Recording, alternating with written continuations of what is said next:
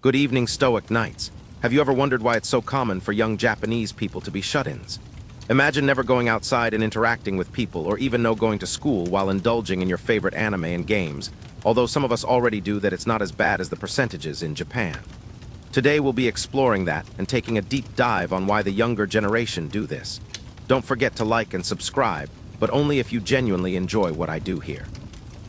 I hope everyone have a good night. So, with that being said, let's go, my stoic knights. The rain that morning in Tokyo didn't fall, it hovered, suspended like breath against a windowpane. From the observation deck of Roppongi Hills, the city looked infinite. A galaxy of rooftops, neon arteries, and orderly chaos stretched outward in every direction. But despite the dense population, the observer, a quiet documentary filmmaker from the UK named Alastair, felt something strange, an uncanny stillness beneath the motion. He whispered into his mic, "Tokyo is silent. Not in sound, but in soul." His fixer, Ayaka, a trilingual freelancer from Kyoto, gave a knowing smile but didn't reply. She had heard this before, from filmmakers, sociologists, even therapists. Visitors came expecting culture shock, and they left with something worse, a hollow ache. Like touching glass and realizing it's a mirror. "People think Japan is polite," she finally said, as the camera zoomed in on a passing crowd. "But it's more than that. It's protected. And very, very alone. The illusion of connection. Everywhere in Japan, from packed trains to bustling izakayas, there is closeness, but not intimacy. Salarymen slump beside one another on the last train home, separated only by fabric and fatigue. Couples walk side by side in omotesando but say little. Students scroll through line chats without looking up. In the space between bodies is an invisible social barrier, one that the Japanese word kuki, the air, tries to describe, the ambient pressure to behave, to conform, to maintain social atmosphere. But no word explains the cost. Alastair's documentary would come to be titled Behind Glass, a metaphor he returned to often in his narration. It's as if everyone is living in a parallel aquarium, visible, vibrant, but untouchable. You can see the fish swimming right past you, but you cannot reach them. And it's not just metaphor. According to a 2020 national survey, over 15% of Japanese adults reported having no close friends. Another 30% said they had no one to confide in. Japan boasts the world's most advanced infrastructure, yet beneath it lies a psychological fault line of silence. The legacy of distance. To understand this isolation, one must return not decades but centuries. In 1639, the Tokugawa shogunate closed Japan to the outside world in an event known as Sakoku, the closed country policy. For over 200 years, no foreigners were allowed in, and no Japanese could leave. Christianity was banned. Trade was tightly controlled. The sea was a wall. While Western nations were colonizing or being colonized, Japan became a floating island of preserved tradition. Harmony was everything. Deviance was punished. And when the black ships of Commodore Perry arrived in 1853, the rupture was violent, not physically, but spiritually. "We were forced open," Ayaka explained in an interview. "But we never wanted to be." Modern Japan, many argue, never fully recovered from this fracture. Instead of integrating Western openness, Japan adopted its surface, technology, fashion, global brands, while keeping its psychological walls intact. Modernization without emotional globalization. Stories from the edge. One of Alastair's most powerful scenes was filmed not in a city, but in the quiet suburbs of Chiba. There, he met Satoshi, a 38-year-old hikikomori, one of the estimated 1.5 million people in Japan who withdraw from society and live in near-complete isolation, often for years. Satoshi hadn't left his room in nearly a decade. His mother, now 70, brought him meals 3 times a day, always leaving the tray just outside the door. She hadn't heard his voice since 2018. And yet, he was not angry. He was not violent. He was simply gone. In the West, people isolate to rebel, Alastair later remarked. Here, they isolate to disappear. It's like self-erasure. Like a whisper that never wanted to echo. Satoshi was not unusual. His case was so common it barely raised eyebrows at the municipal level. Japan's Ministry of Health even developed guidelines for what it called hikikomori measures, as if it were a weather condition, not a cultural cry. A culture that whispers. Why doesn't anyone talk about this? Because talking itself is dangerous. Japan is a land of taitmei, public facade, and han, true feelings. Speaking your mind, especially if it's negative or non-conforming, risks disturbing the social harmony. And so, millions choose to say nothing. We are trained, said Professor Nakamura, a clinical psychologist in Saitama, to repress emotion in favor of the group. But when the group dissolves, what's left is emptiness. Alastair interviewed high school students about mental health. Almost none had spoken to a counselor. When asked why, they replied, "It's shameful. You don't want to stand out. Even if I did, I wouldn't know how to explain it." A beautiful cage. Japan is often described as a safe, clean, organized paradise, and in many ways, it is. But for those who live there, especially the younger generation, the silence is deafening. An underground visual kei musician, Rika, summed it up during a backstage interview in Osaka. Everyone smiles with their mouth but cries with their eyes. This country doesn't bleed, it dissolves. As Ayaka walked Alastair back to his hotel near Shinjuku, the lights of the city reflected in her umbrella. "You'll find what you're looking for," she said softly. "But don't expect it to speak to you. Japan doesn't shout. It hides." She paused, then added with a glance, "That's why we're all so tired." The sky over Nagasaki was overcast the day Alastair visited Dejima, the tiny man-made island that once served as Japan's only window to the outside world during the Edo period. At just over 15,000 square meters, it was Japan's bottleneck to global influence for over 2 centuries. Dutch traders lived in strict isolation here, allowed minimal interaction with Japanese citizens under Tokugawa law. "You have to imagine," his local guide said, gesturing to the reconstructed warehouse, "for over 200 years, this was the only place where Japan even breathed foreign air." The concept of Sakoku, the closed country, wasn't merely a political policy. It was a psychological transformation. From 1639 to 1853, Japan voluntarily locked itself away, severing not only trade but also emotional exchange, ideological dialogue, and cultural evolution. Sakoku was about protection. But the cost was deep internalization, a national turning inward, cultivating a culture defined by avoidance, subtlety, and containment. A culture of surveillance. During Sakoku, social order was strictly enforced. Every neighborhood had gonengumi, a 5-family group system where each household was responsible for the behavior of the others. If one person committed a crime or disobeyed the shogunate, all were punished. This bred not solidarity, but quiet paranoia. Trust was local, explained Professor Hirose from Waseda University. But even then, it was conditional. You trusted people to follow rules, not to understand you. In this environment, Han and taitmei were not just emotional dynamics, they became necessary survival tactics.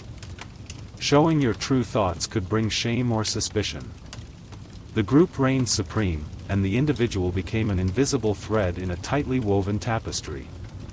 Over time, these behaviors weren't just rules, they became habits. The island mind. Geographically, Japan is an island nation. But Sakoku made it an island of the mind.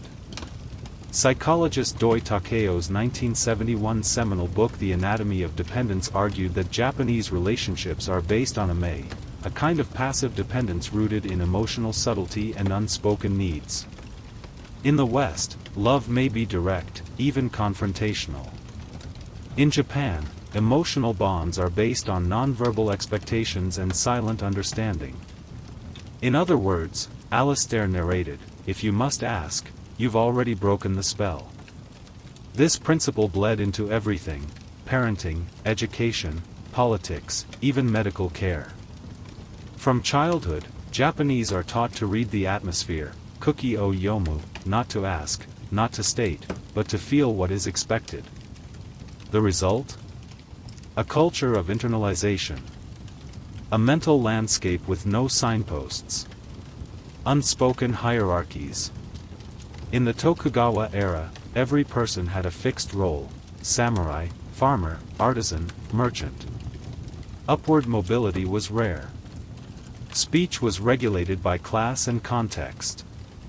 The wrong phrase could offend, and the safest way to exist was to speak only when spoken to, and even then, carefully. Centuries later, these hierarchies persist in modern form. In school, students defer to teachers in silence. In companies, workers rarely contradict superiors. In families, children absorb emotion but don't express it. This is not passivity. It is performance. And behind the performance, isolation festers. Post-Sakoku, a trauma of opening. When Commodore Perry's black ships arrived in 1853 and forcibly ended Japan's isolation, the nation scrambled to modernize. What followed was a psychological whiplash. In just 50 years, Japan went from feudal order to imperial ambition, from sword to steam, from wood to steel. But beneath the surface modernization, emotional self-containment remained. Japan adapted technology but not vulnerability. Adopted democracy but not confrontation. It joined the global order with sealed lips and guarded hearts. Even during its occupation after World War II, Japan did not embrace Western openness. Instead, it rebuilt by doubling down on conformity and perfectionism. The psychological habits of Sakoku endured, and evolved. The modern echoes of ancient walls. Today, the phrase, Japan is an island, is used less to describe geography than national psyche. When Alistair visited a rural town in Shikoku, he met an elderly man who still refused to use a smartphone. The man, 83 years old and a retired temple caretaker, bowed respectfully before declining an interview. Japan should not talk too much, he said softly. Talking brings too much confusion. That sentiment, stoic, cautious, controlled, is not rare. In many towns, in countless households, emotional restraint is a virtue. Children are taught not to cry too loudly, not to express anger openly, not to disrupt the wa. And for those who suffer, with loneliness, depression, or identity, the silence is near total. A lesson from a stone lantern. In the gardens of Kenroku in Kanazawa, Alistair lingered by a stone lantern. Its design was precise, elegant, perfectly balanced. But it was also cold. Still. Unchanging. Japan built its emotional architecture with the same care as its temples, he reflected. But you can't warm yourself by symmetry. Sakoku may have ended politically in 1853, but its legacy, the fear of contamination, the sanctification of silence, the sacrifice of self for harmony, lives on in subtle gestures and absent words. It's not that Japanese people can't connect. It's that the path to connection is buried under centuries of cultural snowfall. And many no longer know where to dig. It was a cool March afternoon when Alistair sat down with Dr. Keiko Yamazaki, a psychiatrist in Shinjuku with over 30 years of experience. Her clinic overlooked a quiet residential alley, far from the chaotic heartbeat of Kabukicho. On her bookshelf sat 3 small ceramic no masks, each with a fixed, haunting smile. "Japanese people," she said, offering Alistair warm tea, "wear masks so long they forget their masks." She was referring to one of the most defining, and psychologically complex, aspects of Japanese life, the split between Tate-mei and Han. Tate-mei is the public face, the opinions and behaviors deemed socially acceptable. Han is the private truth, the feelings and thoughts kept hidden. The tension between the two is not just cultural. It is deeply emotional.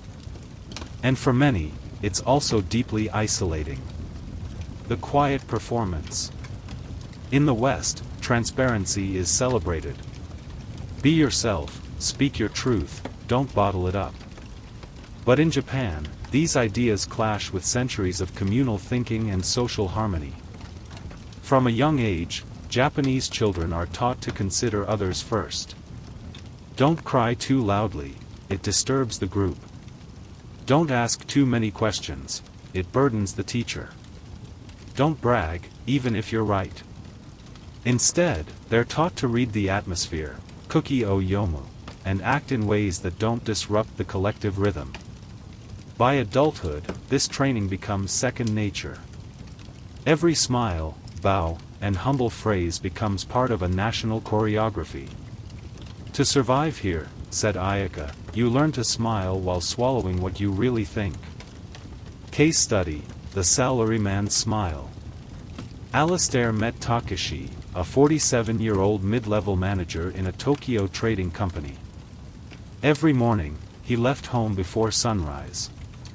Every night, he returned after midnight. On the surface, he was the picture of diligence, perfectly pressed suit, punctual, polite. But during their interview, held discreetly in a karaoke room, Takeshi's facade began to crack. "I haven't told my wife I hate my job," he admitted, voice trembling. "Or that I have panic attacks at my desk. I just smile. I've been smiling for 20 years. He paused. "Sometimes I don't even know what I really feel anymore.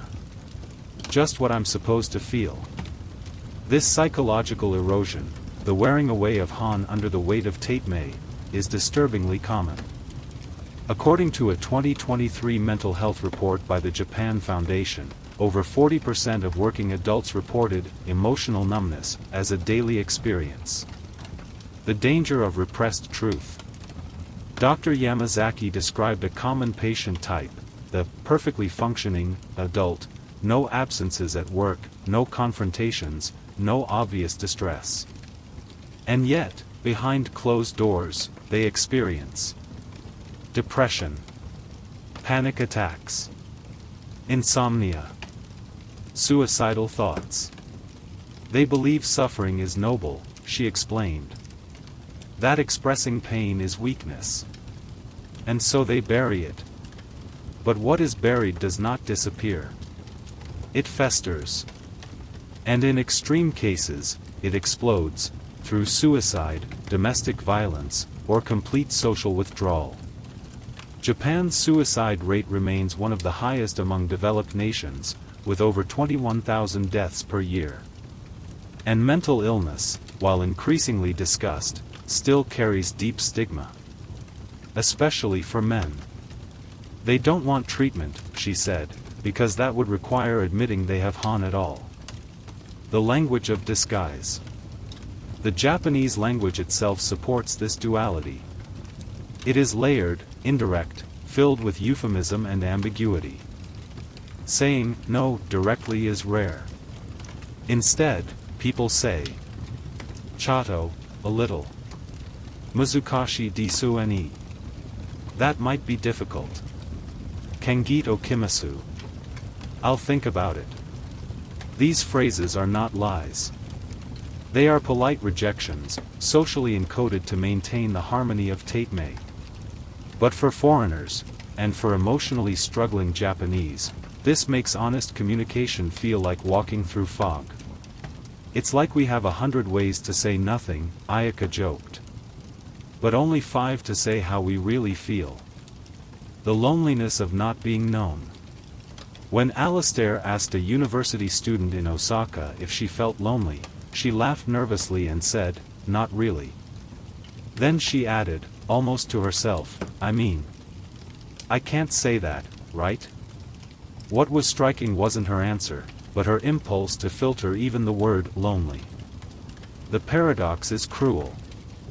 In order to be accepted, you must conceal your truth. But to truly connect, you must reveal it. In Japan, many never take the risk. And so, friendships become shallow, marriages become quiet, and lives become well-decorated cages. A word left unspoken. Back at Dr. Yamazaki's clinic, Alistair asked her what the solution might be.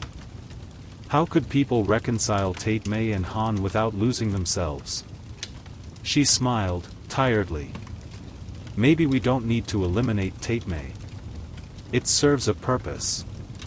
But we need to teach people it's okay to take the mask off, sometimes. To cry. To disagree.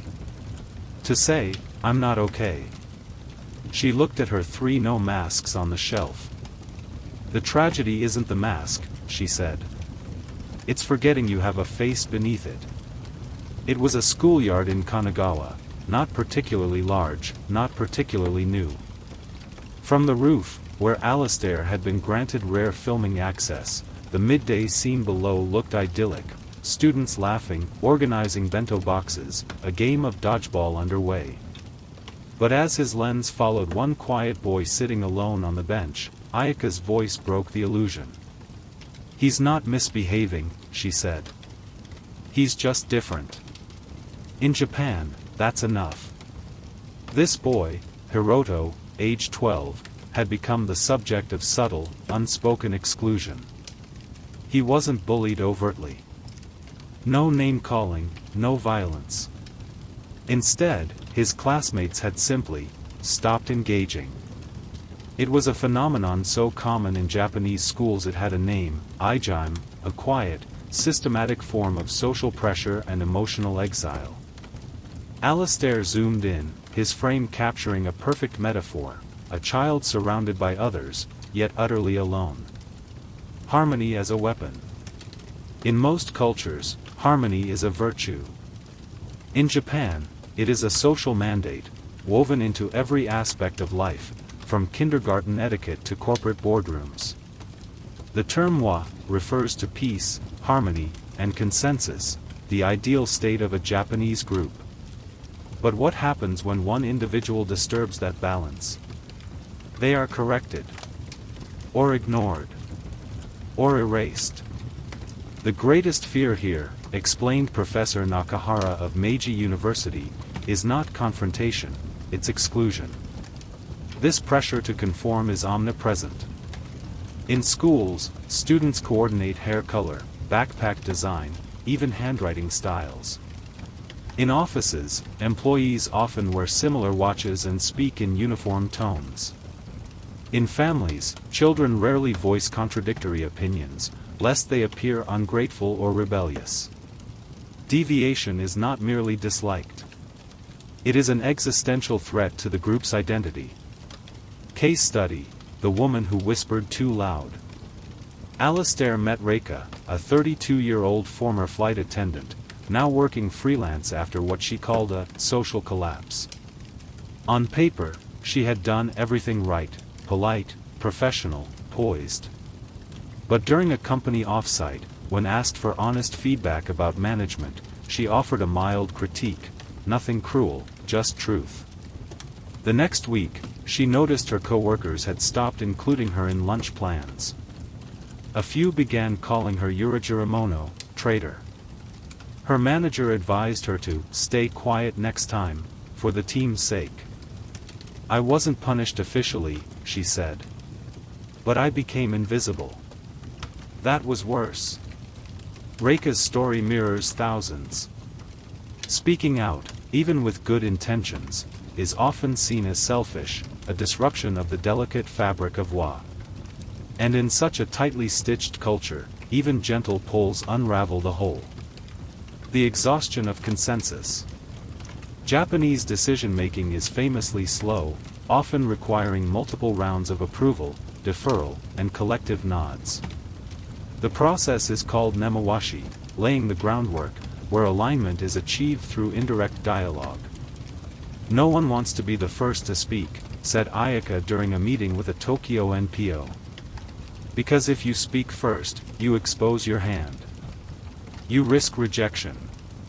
This means progress often moves at the speed of the group's comfort, not its urgency. And for those who are more expressive, creative, or emotionally volatile, this can be suffocating. Even friendships operate this way. Plans must be delicately worded. Strong opinions are tempered. And within families, conflict is often swallowed rather than expressed, all in service of an invisible ideal: don't disturb the peace. The personal cost of harmony. Alistair visited a rural shrine in Gifu, where he met Shun, a 71-year-old retired postmaster. Shun had lived in the same neighborhood his whole life, known by everyone, respected by most. And yet, when asked if he felt emotionally close to anyone, he paused. "Maybe my wife," he said. Then he corrected himself. "Well, not really. We don't talk deeply." And his children? They're good kids. But we don't talk about emotions. That's not the Japanese way. Harmony had brought Shun a peaceful life. But not an intimate one.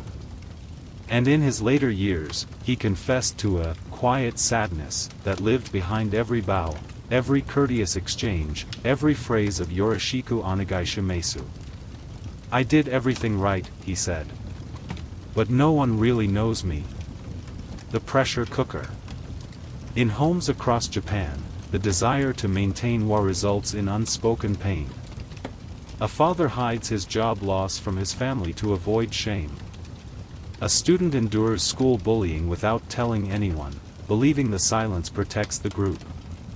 A woman fakes joy in her marriage because expressing unhappiness would burden her parents. This psychological repression creates a society where people are not allowed to suffer visibly. And when the burden becomes too great, the cracks form in tragic ways. Hikikomori shut themselves away for decades. Employees collapse from overwork, karoshi. Elderly individuals die alone, undiscovered for weeks, kodakushi. Harmony is the ideal. But enforced harmony becomes isolation, a gilded silence too heavy to bear. A sigh beneath the surface. In Shinjuku Station, one of the busiest transit hubs in the world, Alistair filmed slow-motion footage of people walking, thousands of them, tightly packed, endlessly moving, perfectly choreographed. Not a single face showed emotion. No smiles. No frowns. Just neutral endurance. "It's not that they're unhappy," he narrated. "It's that they've trained themselves to be unreadable. And in that unreadability, they disappear." Harmony without connection. Professor Nakahara later summed it up with a chilling metaphor. Imagine a concert where everyone plays the same note, perfectly, in tune. It's beautiful. But it's not music. It's a signal. A signal that no one wants to stand out. In Japan, wa is sacred. But the cost of sacredness is silence. And for many, that silence becomes the loudest loneliness of all. When Alistair visited a local city hall in Sapporo, he was struck by the absolute uniformity. Rows of desks arranged in perfect lines. Identical navy suits. Matching expressions of courteous neutrality. At lunch, workers left at the same time, returned at the same time, and took seats according to invisible hierarchies. They breathed together, Alistair whispered into his mic, and not one dares exhale alone. This was groupism, or in Japanese, shuden shugi, the prioritization of group cohesion over the individual. It is not merely a social preference in Japan, it is an emotional blueprint, deeply embedded in schools, companies, government, and even families. Who are you without the group? Japanese identity is often relational, not autonomous. When asked, "Who are you?" a Japanese person is more likely to answer, "I'm a mother of two. I work for Mitsubishi. I'm from Osaka." Rarely, "I'm an artist." Or, "I'm someone who feels lonely." To define yourself outside of context is, for many, emotionally alien. In the West, explained Professor Hoshino of Kyoto University, individualism is self-assertion. Here, it's suspicion. Deviation from group norms is not seen as bold or innovative, it is seen as disruption. The group exists not to nurture the individual, but to absorb them. To smooth out rough edges. To create a shared rhythm. Case study: the man who disappeared into the company. Alistair met Junichi, a 54-year-old veteran of a Tokyo construction firm. He had joined straight out of university, never switched companies, never challenged a superior, never left before his boss had gone home. His entire adult life had unfolded within the company walls.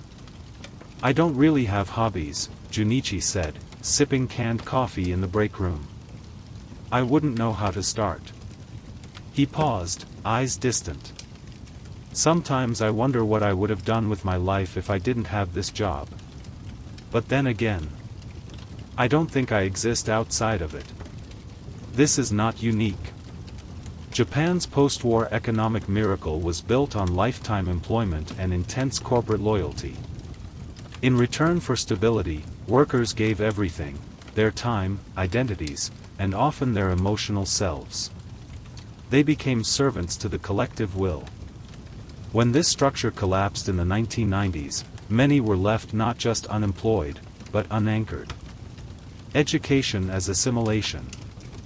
Japanese schooling is less about cultivating individuality and more about creating social conformity. From a young age, students wear uniforms, march in unison during sports festivals, and clean classrooms together in designated shifts. Success is defined not by boldness but by seamless integration. At a high school in Niigata, Alistair interviewed a student named Emmy. When asked what she wanted to be, she hesitated. "I don't know. Maybe something useful. Something that doesn't trouble others." That phrase, "not troubling others," maiwaku o kakanai, is a golden rule of Japanese life.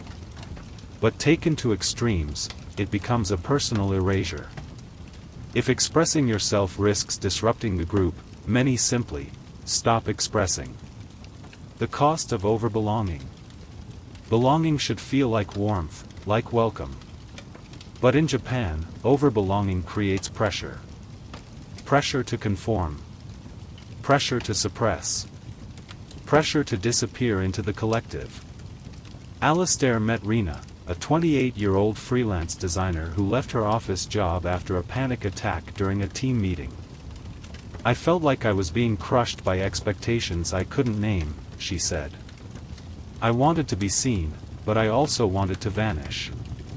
That's when I knew something was wrong." Rina now works from home and speaks openly online, anonymously. Her blog, Yusatsuki no Tsubasa, The Liar's Wings, documents the emotional tightrope walk of trying to be herself in a culture that values sameness. "Groupism," she wrote, "is not always oppressive. But it never leaves you alone.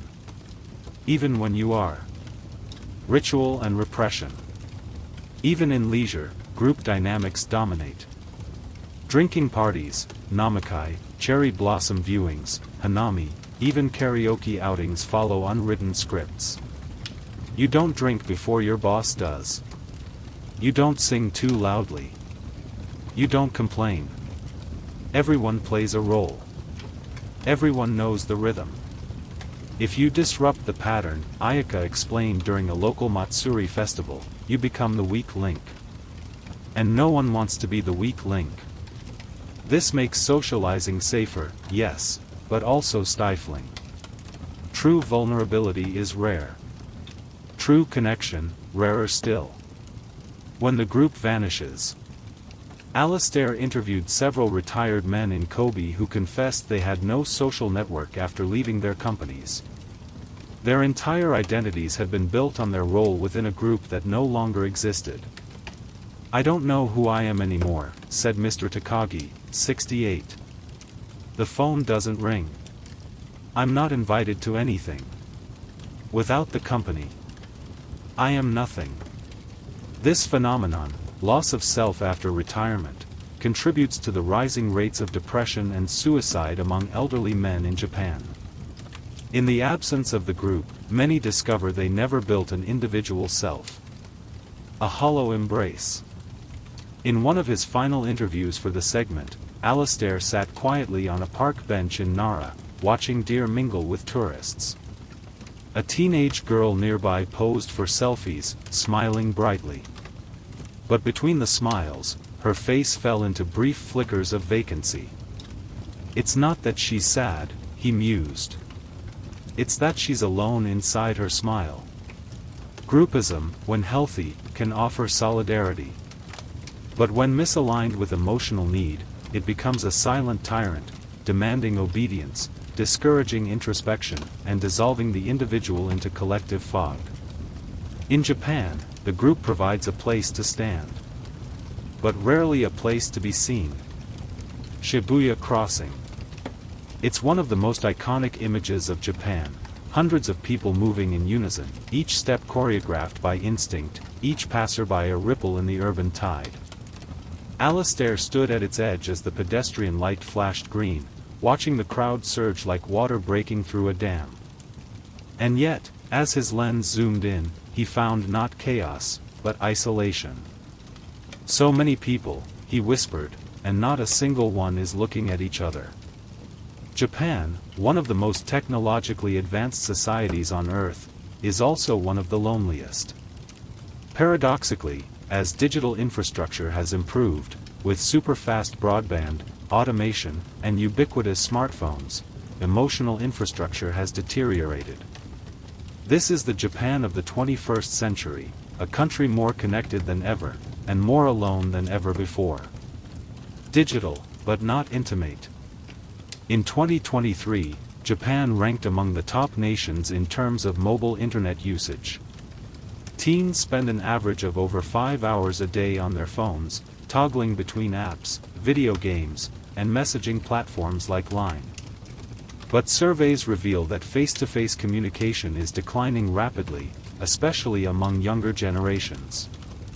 "They're constantly communicating," said Dr. Yuko Tanabe, a sociologist in Sendai. "But not connecting." She compared it to playing a video game. There are avatars, messages, movements, but no true vulnerability. No emotional risk. And therefore, no real bond. This has led to what many call digital loneliness, the illusion of company without the substance of presence. The silent scroll.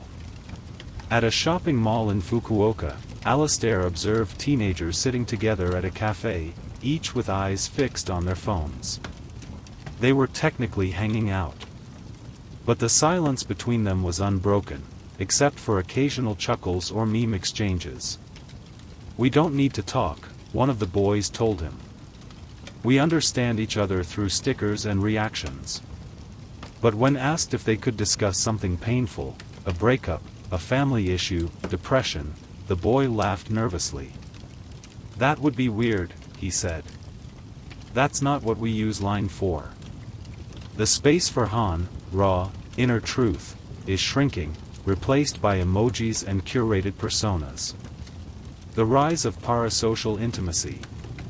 Unable or unwilling to express real feelings with peers or family, many Japanese now turn to parasocial relationships, one-sided emotional connections with celebrities, streamers, VTubers, or even AI chatbots. At an internet cafe in Osaka, Alastair met Daichi, a 26-year-old man who watches a virtual YouTuber named Sakura Miko every night. "She's cute, funny, and always positive," he said. "She says my name when I donate." When asked if he had real friends, Daichi hesitated. Not really. But I don't feel alone when I hear her voice.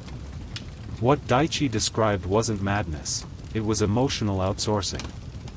In a society where expressing vulnerability in real life is difficult or frowned upon, people retreat into safer, scripted spaces where intimacy is simulated but not reciprocal. Rental families and manufactured bonds. Perhaps the most disturbing evolution of digital-era loneliness is Japan's growing rental relationship industry. Companies now offer family services where clients can hire actors to play spouses, parents, or children. Some even offer friends, colleagues, or wedding guests. Alistair interviewed Ray, a 42-year-old woman who rented a boyfriend every Friday night. "I know it's fake," she said.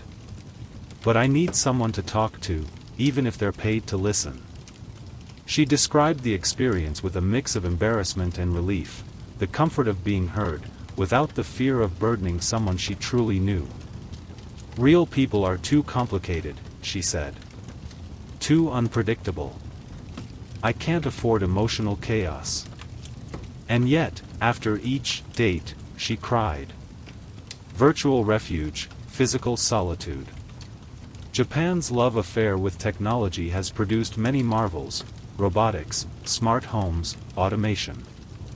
But it has also deepened the chasm of emotional distance. From digital girlfriends in mobile apps to AI companions on smart speakers, more and more Japanese are choosing emotional simulation over emotional struggle.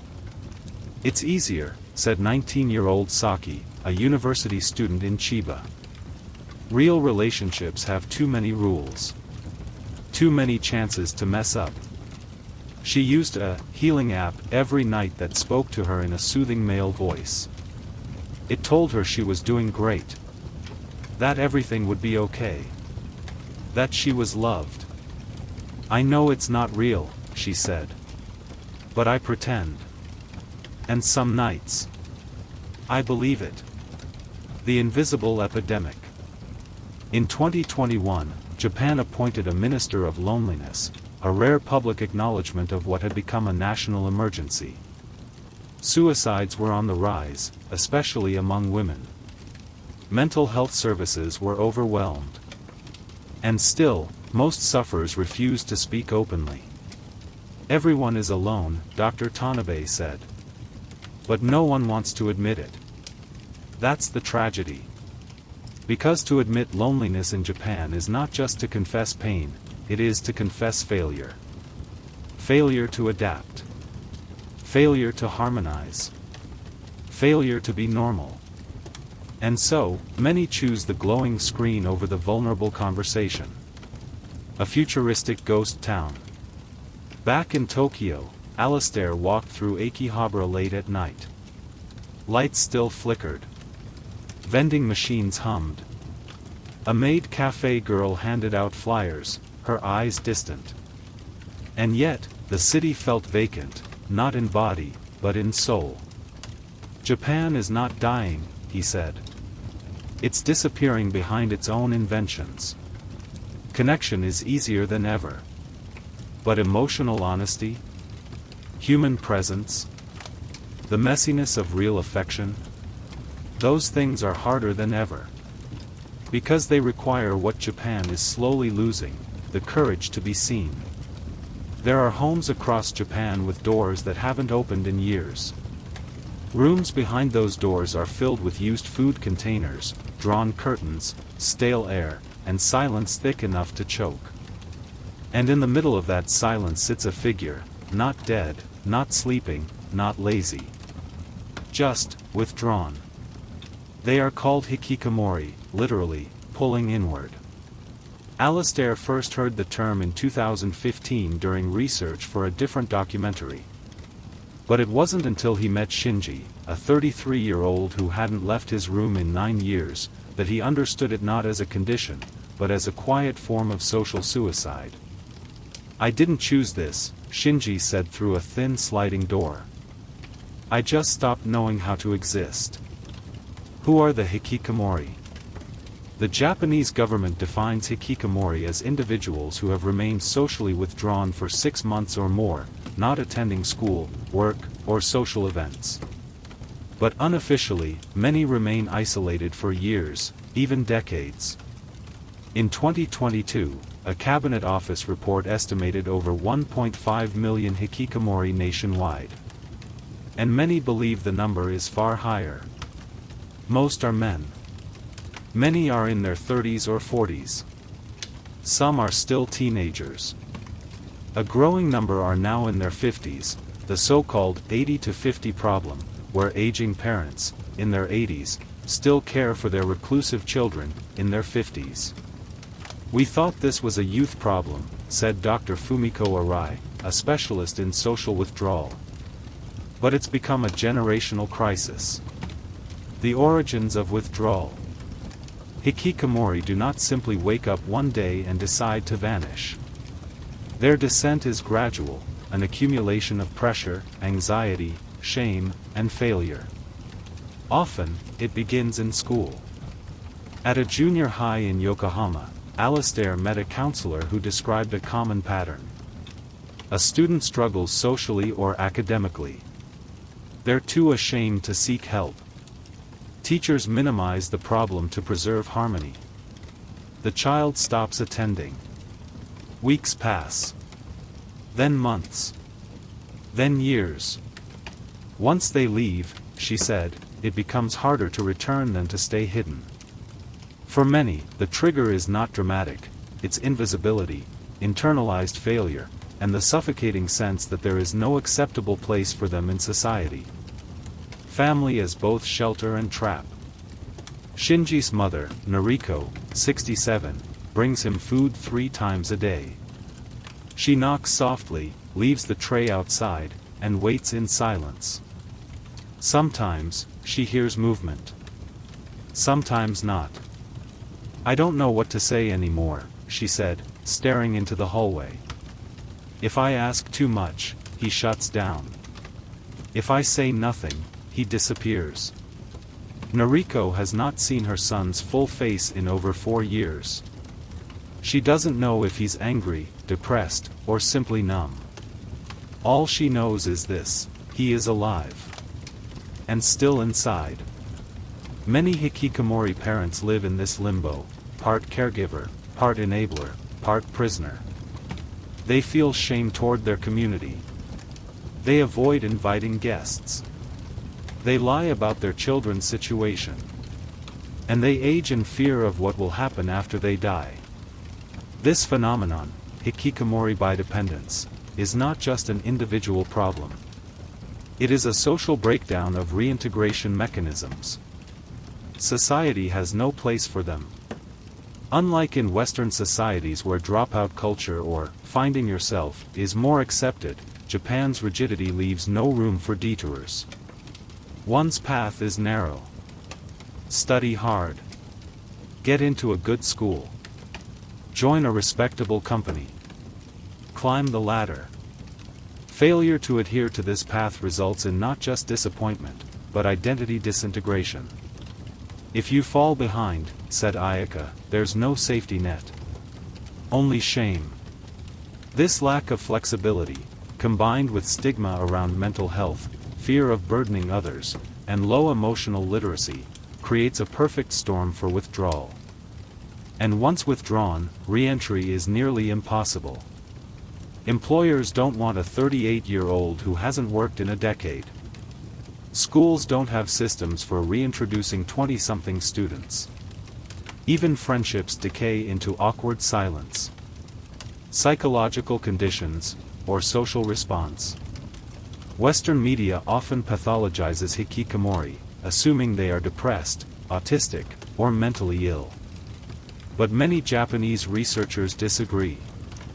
They see it not as disease, but as a rational reaction to intolerable expectations.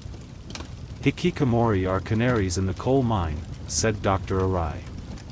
They show us what happens when a society prioritizes harmony over humanity.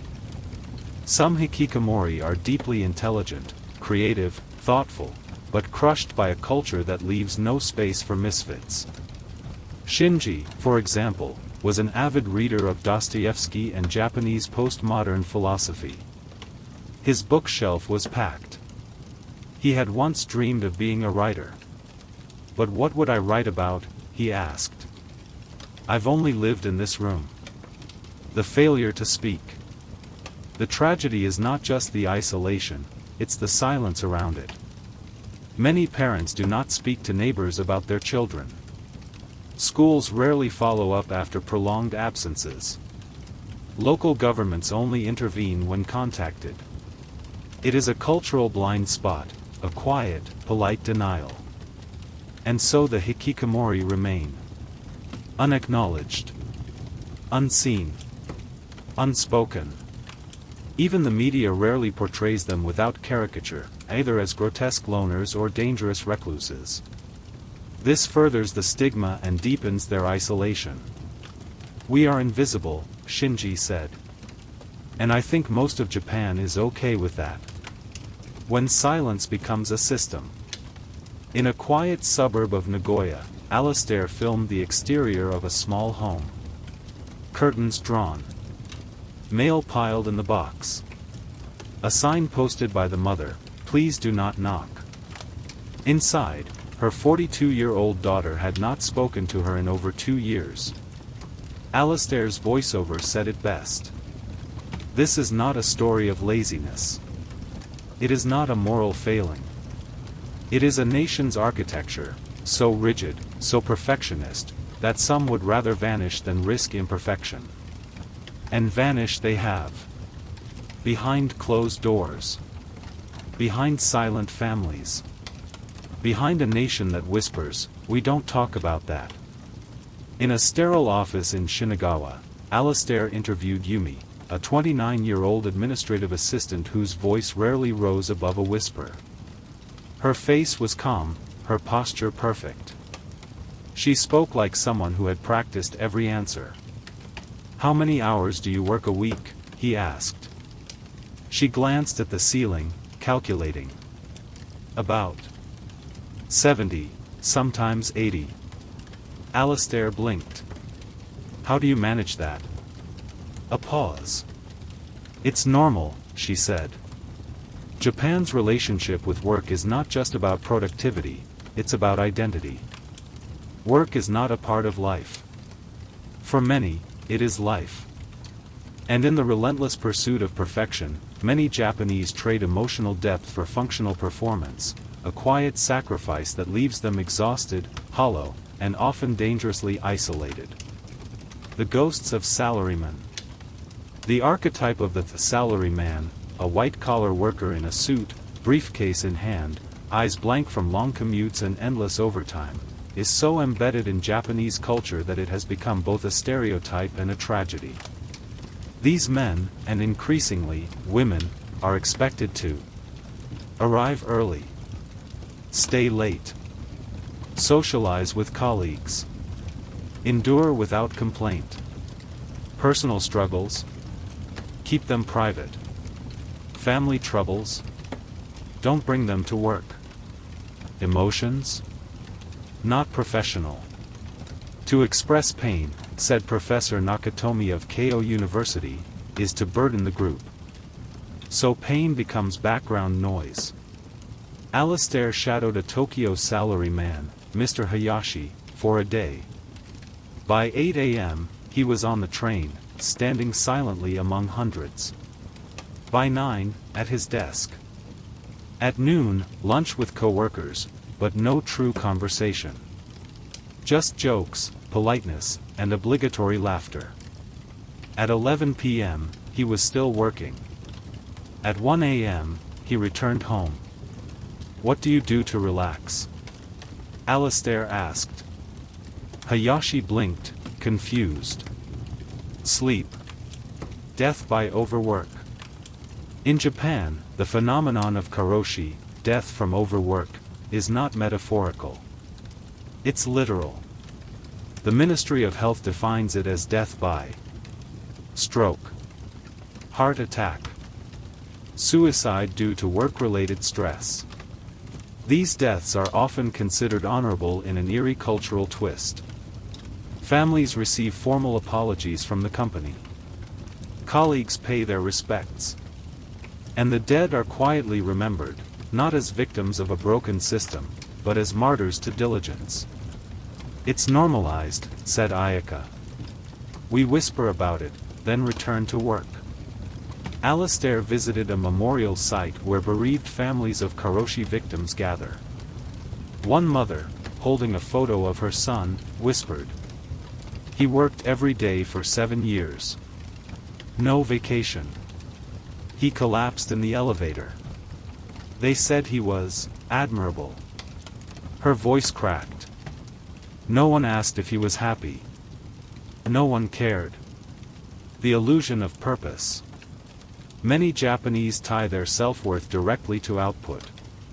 Productivity is virtue. Stillness is laziness. Reflection is indulgence. This leaves little space for emotional self-exploration, mental health recovery, deep personal relationships. People become machines with manners, efficient, unfailing, exhausted. And when retirement comes, many feel lost. Their identity, so long entangled with job titles and meeting rooms, dissolves. I worked 40 years, said Mr. Ueda, a retired engineer. Now no one calls me. My phone is quiet. I miss being needed. I miss mattering. The emotional cost of service. In addition to corporate workers, Japan is known for omotenashi, the deeply ingrained culture of service. In restaurants, hotels, and department stores, staff bow, smile, and offer perfect hospitality. But this perfection often comes at the cost of authenticity. We don't get to be real, said Keiho, a hotel concierge in Kyoto. No matter how tired, sad, or angry we are, we must smile. All day. Every day. She showed Alastair a pair of flats she wore under the desk, soles torn, inner lining bloodied. I cry on the train home, she said. But I cry quietly. No one wants to hear it. This repression is not limited to women or hospitality workers. It is systemic. A national script. And over time, it leads to emotional amnesia, a state where people forget what it's like to feel deeply at all. When love becomes labor.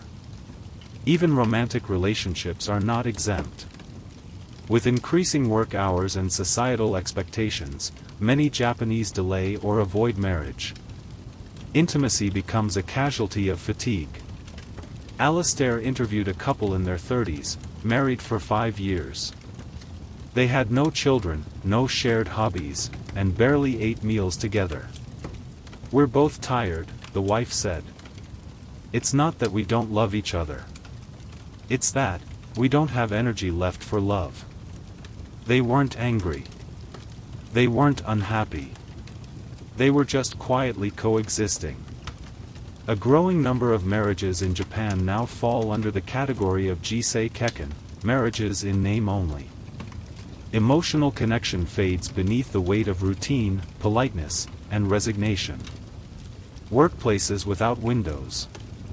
When Alastair visited a basement-level call center in Osaka, he found rows of cubicles. No windows. No personal decorations. Just faces lit by screens.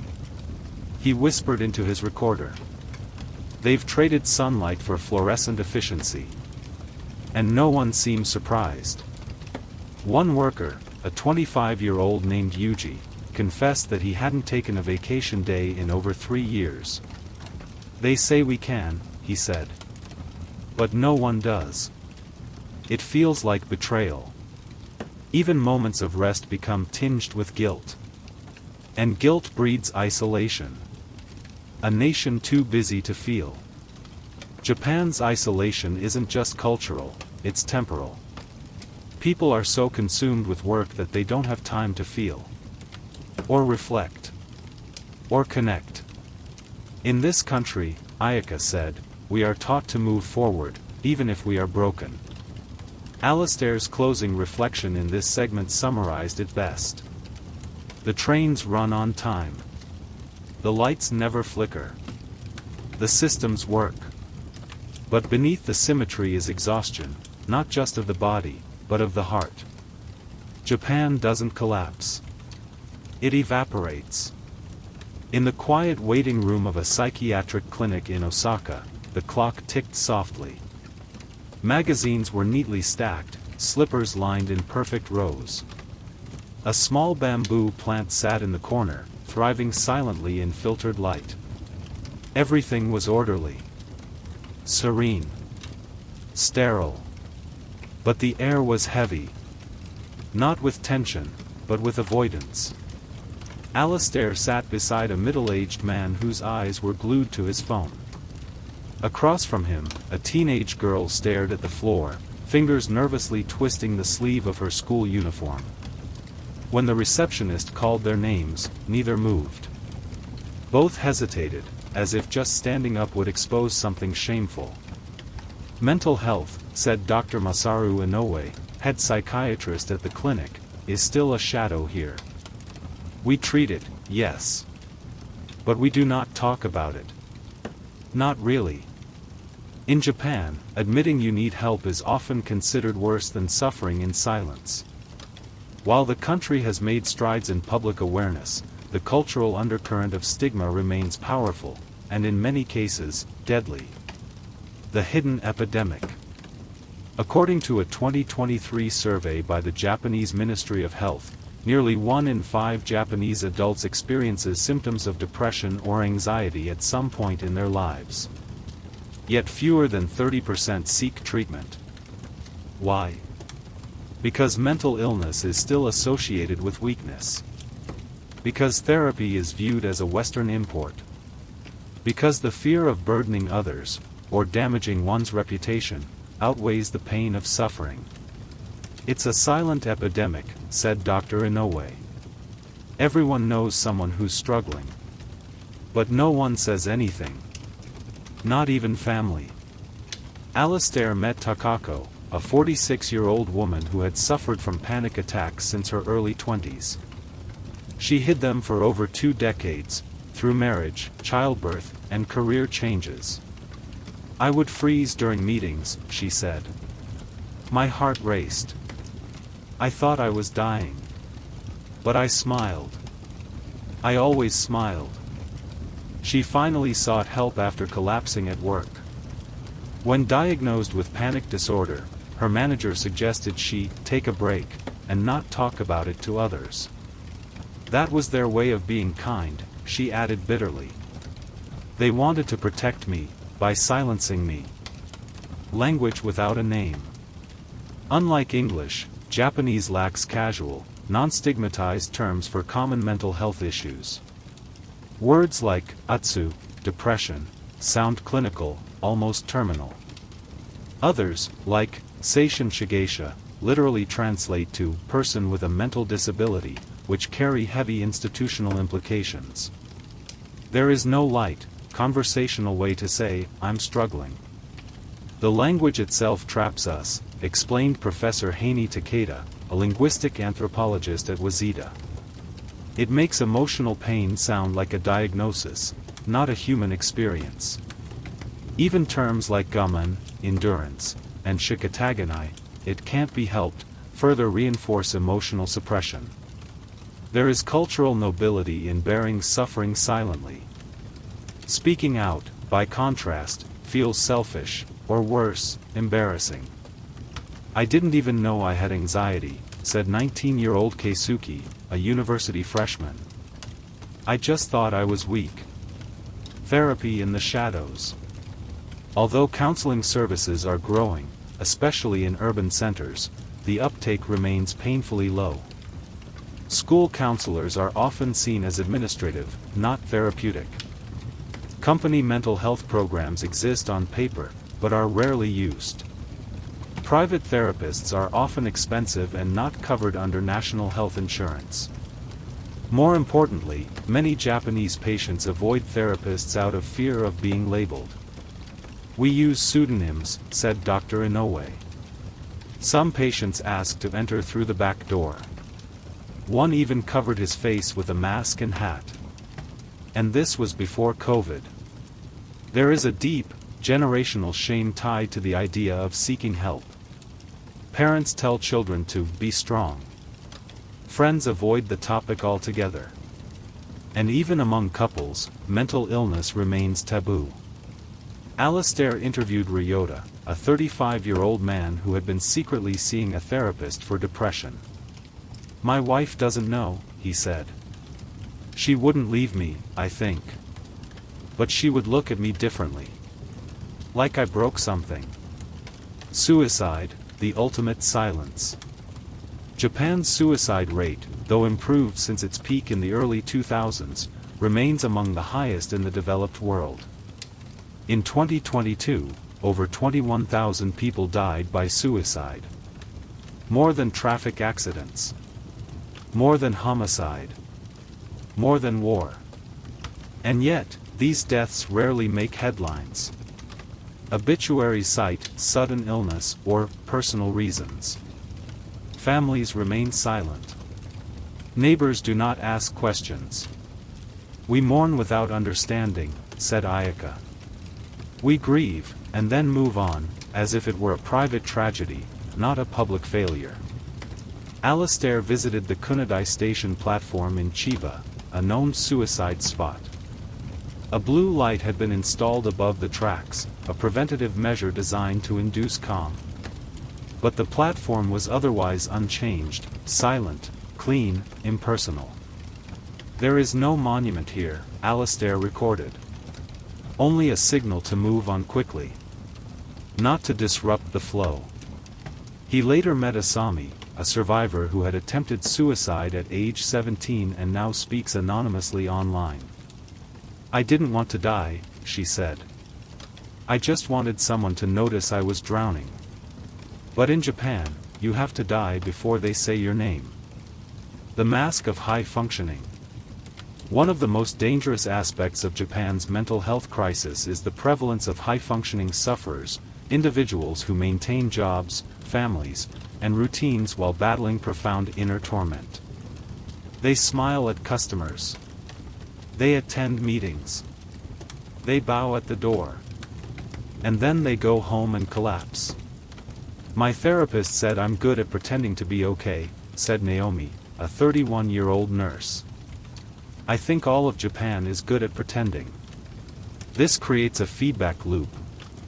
You see others functioning. You assume you're the only one struggling. So you hide your pain to keep up appearances. And so the cycle continues, unseen and unspoken. Generational silence. The stigma is generational. Elderly parents, shaped by post-war values of stoicism and obedience, often react to emotional disclosures with discomfort or dismissal. "When I told my father I was depressed," said Haruto, a 24-year-old engineer, he said, "You just need to work harder." He wasn't being cruel. He just didn't have the words. This generational divide makes family support inconsistent. Many young people feel closer to anonymous online communities than to their own relatives. And older adults, especially men, are even more isolated, having never learned the language of vulnerability, never been told it was okay to cry, and never permitted themselves to feel out loud. The slow emergence of change. There are glimmers of hope. Mental health-themed manga like My Alcoholic Escape from Reality and Welcome to the NHK have helped normalize discussion. YouTube creators and influencers now speak openly about therapy. New government initiatives fund suicide prevention programs and online counseling services. Yet even these efforts face backlash. Critics accuse sufferers of being weak, lazy, or too westernized. And many sufferers still prefer anonymous forums to face-to-face interaction. "We are improving," Dr. Inoue said. But healing a culture takes more than clinics. It takes language. It takes acceptance. It takes generations. A quiet revolution. In a cafe in Saitama, Alistair met Emmy, a 22-year-old art student who runs a support group for young women with anxiety and panic disorders. "We meet online at first," she said. "Because that's where we feel safe. But sometimes, we meet in person. And when we do, the silence is incredible. Not awkward. Just free." She showed Alistair a photo, 6 girls sitting in a circle, no one talking, all of them drawing in sketchbooks. "We don't always need to talk," she said. "We just need to know we're not alone." Alistair found himself in a quiet izakaya tucked between narrow alleyways in Shinjuku. The smell of grilled fish and soy mingled with the low murmur of conversations and the clinking of glasses. Around him, groups of men in dark suits nursed their drinks after a long day. The air was thick with unspoken words. He approached a middle-aged man sitting alone at the counter, his gaze distant and tired. This was Takashi, a 48-year-old office worker, a typical representative of Japan's silent majority, men who shoulder society's burdens but rarely reveal their inner worlds. "Why don't Japanese men talk?" Alistair asked gently. Takashi sighed, taking a slow sip of sake. "Because we don't know how. Because it's not allowed." The cultural blueprint of masculinity. Japanese masculinity is a paradox. Men are expected to be strong and dependable yet quiet and emotionally restrained. From childhood, boys are socialized to hide vulnerability, endure hardship without complaint, prioritize duty over desire. These values are not unique to Japan, but their cultural rigidity here creates a toxic silence. Expressions of pain are seen as weakness, tears as failure, and seeking help as shameful. Takashi recalled his childhood in a small town in Shiga Prefecture. "My father never said, 'I love you.' Not once. But he worked 2 jobs so we wouldn't go hungry. That was love."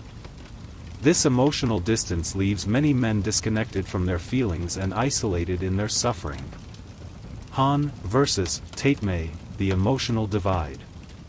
Japan's complex social code further complicates male expression. The concepts of Han, true feelings, and Tateme, public facade, govern behavior. Men often wear a mask of Tateme at work, at home, and even with close friends. "I tell my wife I'm fine," said Takashi. "But inside, I'm breaking." This emotional dissonance creates internal pressure and fuels loneliness. Alistair met Kenta, a 33-year-old engineer, who described how he communicates online anonymously but remains silent in real life. "I can tell strangers everything," he said. "But with friends? I just laugh and drink." The drinking culture among men often acts as an outlet, but also a trap. Heavy alcohol use is prevalent, sometimes used to numb feelings that can't be shared openly. The tragedy of male suicide.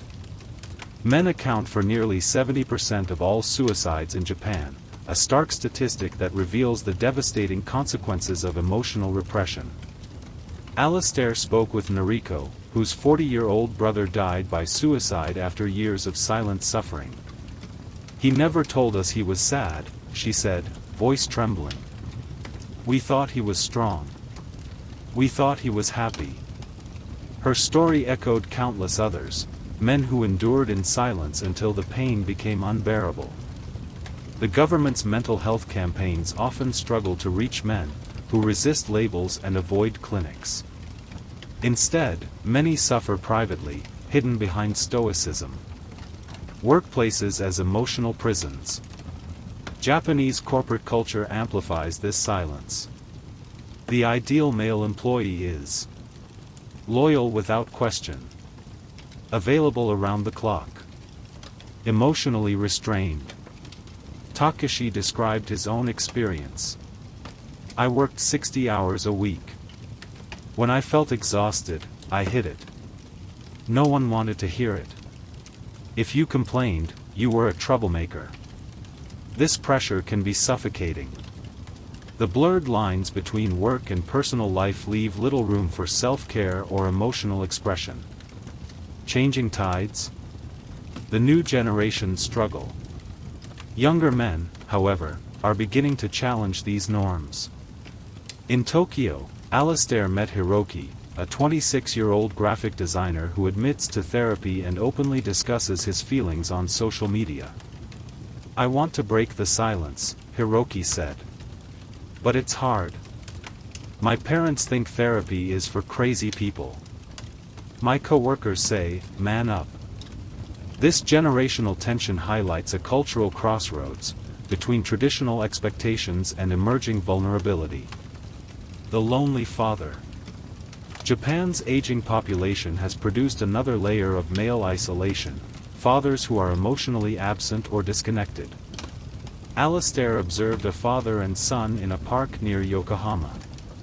The boy played alone as the father scrolled on his phone, absent. "I work hard to provide," the father said later. "But I don't know how to be a dad." The work-father paradox leaves many children emotionally neglected, perpetuating cycles of silence. Conclusion: the cost of silence. Alistair's final thought in the izakaya lingered long after he left. In Japan, silence is both shield and prison for men. It protects them from judgment but traps them in loneliness. Until the walls fall, many will continue to suffer in quiet. Alistair found himself in a bustling cafe in Kyoto, where the aroma of fresh matcha mingled with soft conversations. Among the patrons was a group of women, mid-30s to early 40s, discussing their lives candidly, a contrast to the usual reticence so common in Japanese society. They were part of a growing movement, women who refused to be silent about mental health, loneliness, and emotional isolation. Women as emotional gatekeepers. Traditionally, Japanese women have been expected to uphold family harmony, to be the quiet nurturers, the emotional anchors behind stoic men. This role, while revered, often forced women to suppress their own struggles in service of others. "We were the ones holding the family together," said Miyuki, a mother of 2 in Osaka. "But it was lonely, too." As Japan's social fabric changes, with rising divorce rates, fewer marriages, and more women working outside the home, women are beginning to reclaim their voices. Breaking the silence. At a women's support group in Tokyo, Alistair met Kana, a 29-year-old who had battled depression in silence for years before finally seeking help. "For so long, I thought I was alone," Kana said. "But sharing my story changed everything." These groups, often small and discreet, provide safe spaces for women to express vulnerabilities without fear of judgment. Social media and sisterhood. Platforms like Twitter, Instagram, and YouTube have become crucial tools for Japanese women to build online communities around mental health and emotional well-being. One viral campaign, #KokoroNoHanashi, #HeartTalk, encouraged women to post anonymous stories about depression, anxiety, and loneliness. Thousands responded, creating a digital sisterhood that transcended geography. Challenging cultural norms. Women in Japan face unique pressures, balancing career ambitions with traditional expectations, navigating marriage and motherhood, and contending with workplace sexism. Many shared how these stresses contribute to their mental health challenges. "We're expected to be perfect," said Yuka, a corporate employee. "Strong at work, gentle at home. It's exhausting." Their activism challenges Japan's stoic silence, demanding recognition that women's struggles are not isolated or trivial, but systemic. Mothers, daughters, and emotional education. A recurring theme was the intergenerational transmission of silence and endurance. "My mother never talked about feelings," said Emmy, a university student. "She taught me to hide sadness." But many women are now teaching their daughters differently, encouraging emotional literacy and openness. I want my daughter to say, "I'm not okay," without fear, said Noriko, a teacher in Nagoya. This slow cultural shift may reshape Japan's emotional landscape for future generations. Women leading mental health reform. Female psychiatrists, counselors, and activists are increasingly visible in Japan's mental health field. Dr. Iane Suzuki, a psychiatrist in Fukuoka, noted, "Women bring empathy and advocacy to the forefront. They're pushing for policy changes, better resources, and stigma reduction. Their work is vital in creating a culture where mental health is discussed openly and compassionately." Challenges ahead. Despite progress, barriers remain. Deep-rooted stigma persists.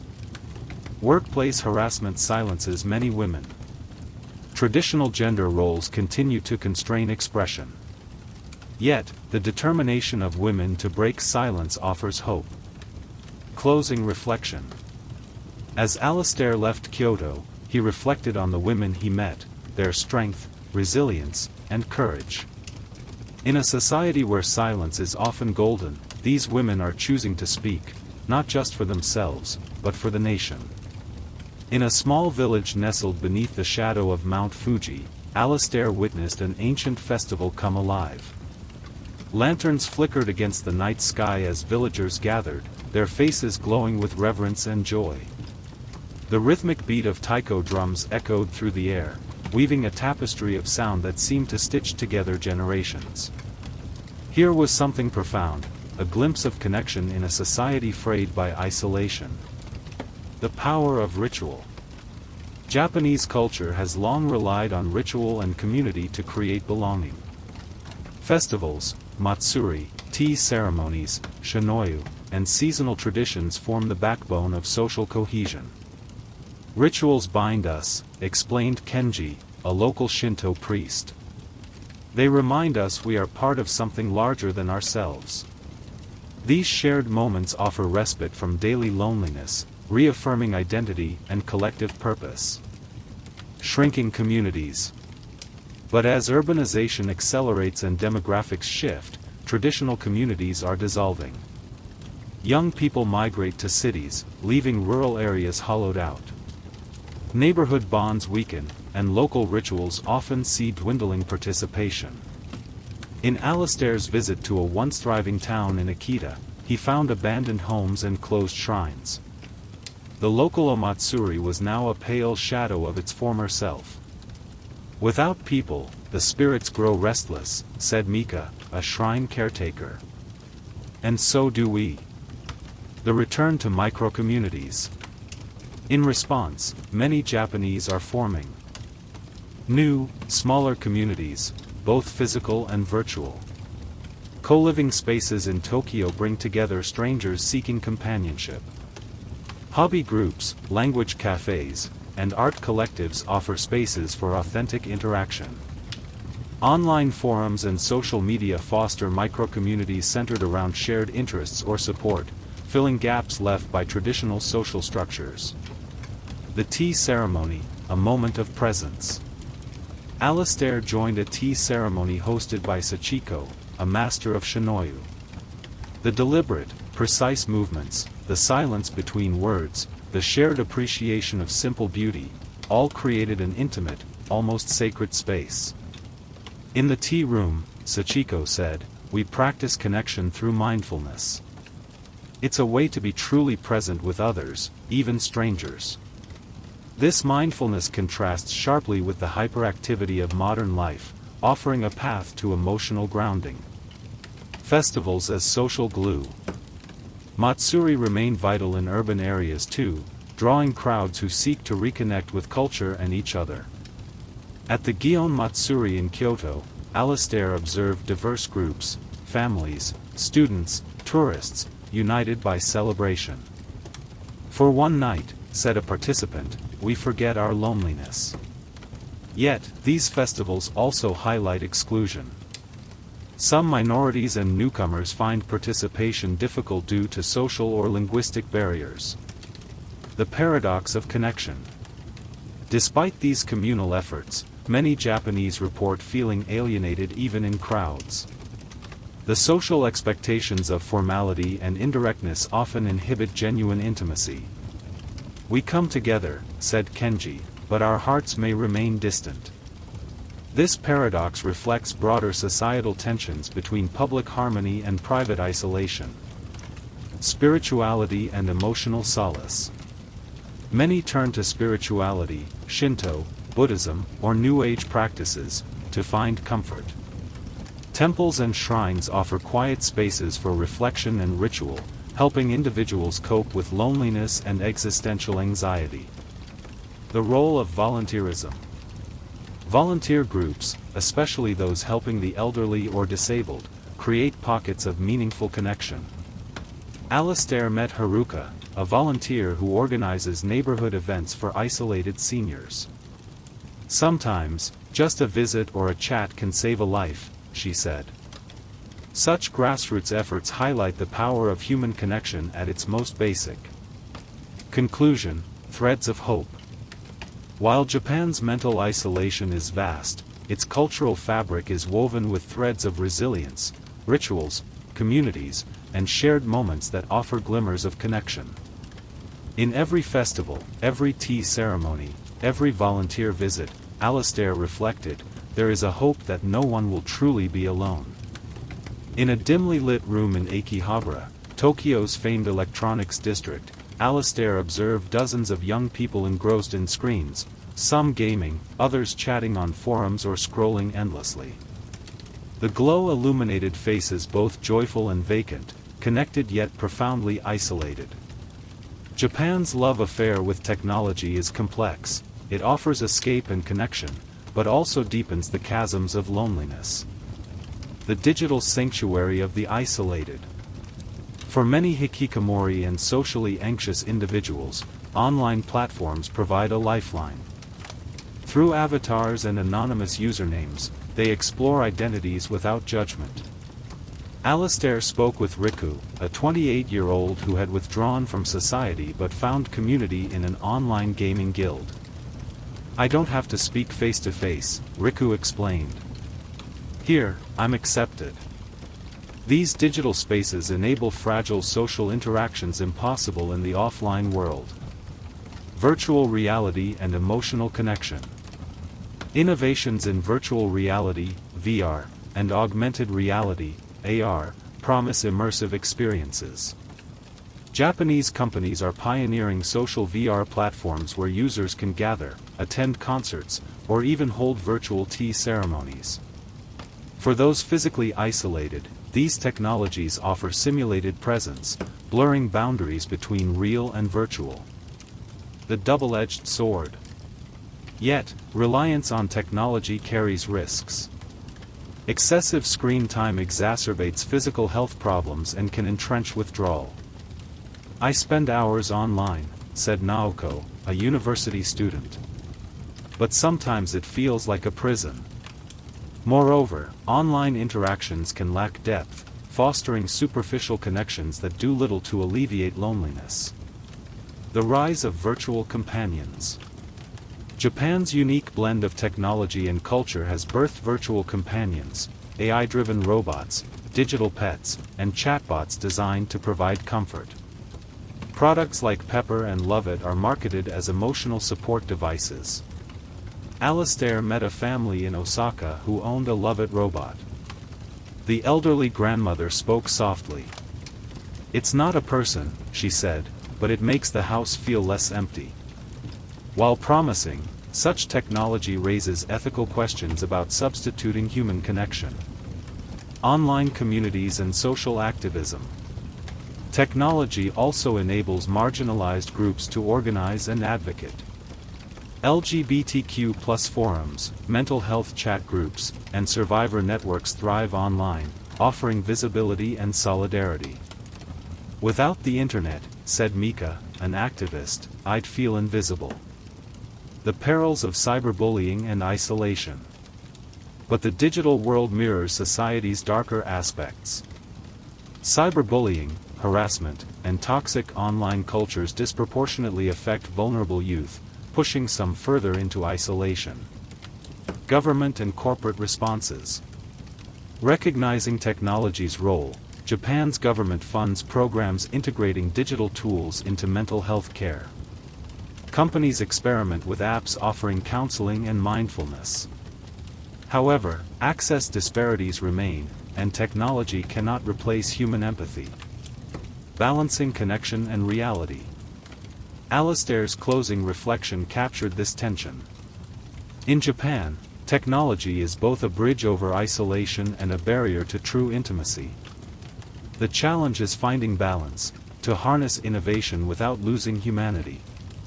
Alastair's journey took him to a bustling middle school in Saitama Prefecture, where students filed silently into classrooms, their faces masks of concentration and quiet anxiety. The day's schedule was tightly regimented, lessons back-to-back, followed by club activities, and then cram school into the evening. Here, the pressure to succeed was palpable, but what was missing was just as striking: space to breathe, to fail, to feel. The education system as emotional forge. Japanese education is renowned for its rigor and discipline. From early childhood, students learn not only academics but also social conformity, group harmony, and endurance, gaman. These virtues, while fostering social order, often come at the cost of emotional expression and development. Ms. Saito, a veteran teacher with over 30 years of experience, reflected on the hidden toll. We prepare children for exams and society. But few ask if we prepare them for life, for their feelings, their doubts, their fears. Many students internalize stress silently, fearing that emotional displays would mark them as failures or disrupt the group. The exam gauntlet. The pathway from junior high to university is a crucible defined by high-stakes entrance exams. Competition is fierce, and the stakes are enormous. Admission can determine a lifetime's trajectory. At cram schools, juku, students study late into the night, sacrificing play, family time, and rest. I never saw my friends outside school, said Hiroko, 17, who hopes to enter a prestigious university. There's no time. Only studying. Alastair noted how this relentless pressure creates anxiety, depression, and burnout, yet is rarely openly discussed. Emotional literacy, a missing curriculum. Japan lacks formal emotional education. Students rarely learn vocabulary to name their feelings or strategies to cope with stress. At one school, Alastair observed a brief class session on group harmony, but no lessons on mental health. We teach respect, explained the principal, but emotions are private. This silence leaves many young people unequipped to understand or express their inner worlds, a dangerous gap. Bullying and social exclusion. Bullying, ijime, is a pervasive issue. Victims often endure relentless harassment, yet reporting it risks social ostracism. One student, Kenji, shared his story. They called me names every day. I stopped eating lunch.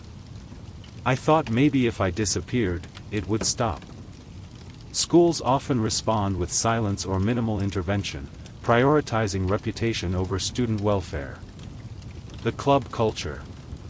After-school clubs, bukatsu, serve as social hubs but also sources of pressure.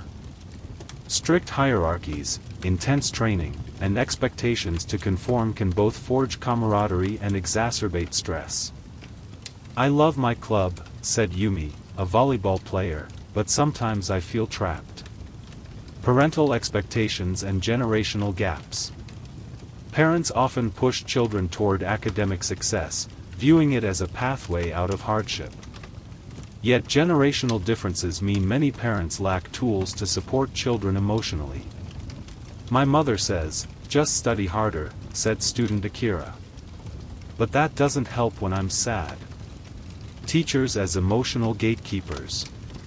Teachers are caught between academic demands and pastoral care. Some, like Ms. Saito, try to provide emotional support, but workload and systemic constraints limit their capacity. New initiatives and challenges. Recently, some schools have begun introducing mental health education and counseling, often led by external specialists. But these are piecemeal and face resistance from conservative stakeholders. The silent sufferers, children and adolescents. Many young people suffer quietly from anxiety, depression, and identity crises, especially in a society that prizes conformity. Alastair met Haruka, a 16-year-old grappling with gender identity and depression. "I don't feel safe to talk," she said. "Not to my friends, not to my family." Her story highlighted the urgent need for inclusive emotional education. Closing reflection, preparing for life, not just exams. Alastair's observation was stark. In Japan, the education system builds strong minds but fragile hearts. Without emotional literacy, the next generation may carry the weight of silence even heavier. Alastair stepped off the train in a quiet suburb of Osaka, greeted by the soft rustle of autumn leaves and the faint hum of distant conversations. Yet, beneath this calm surface, a growing crisis was unfolding, a crisis of aging, loneliness, and emotional isolation that touched the very heart of Japan's society. The demographic time bomb. Japan's population is aging faster than any other nation on Earth. Nearly 30% of the population is over 65, and this number is rising steadily. The traditional multi-generational household, once the norm, is increasingly rare.